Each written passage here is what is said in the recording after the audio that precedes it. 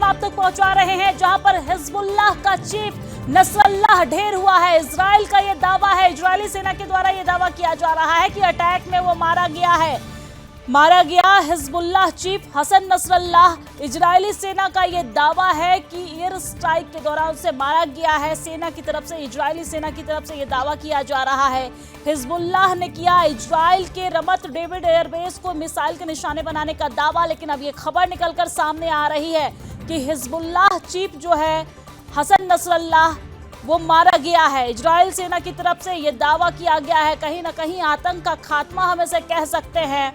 और आपको ये बड़ी जानकारी इस वक्त की पहुंचा रहे हैं, जहां पर मारा गया Hezbollah chief Hassan Nasrallah. Israeli सेना के द्वारा ये दावा किया जा रहा है।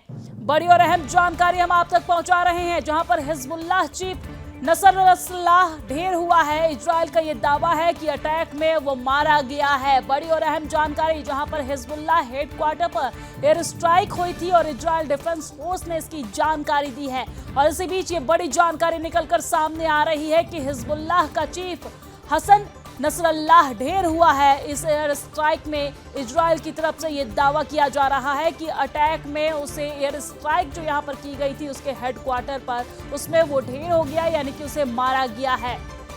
बड़ी जानकारी हम आप तक पहुंचा रहे हैं, जहां पर हिजबुल्लाह का चीफ नसरल्लाह ढेर हुआ है। इजराइल की तरफ से यह दावा किया जा रहा है कि अटैक में उसे मारा गया है। हिजबुल्लाह हेडक्वार्टर पर एयर स्ट्राइक हुई थी और इसके बाद अब इजरायली सेना का ये दावा निकलकर सामने आ रहा है। बड़ी और अहम जानकारी हम आप तक पहुंचा रहे हैं, जहां पर इस वक्त की सबसे बड़ी खबर ये है कि हिजबुल्लाह चीफ हसन नसरल्लाह मारा गया है। जंग में मारा गया हिजबुल्लाह चीफ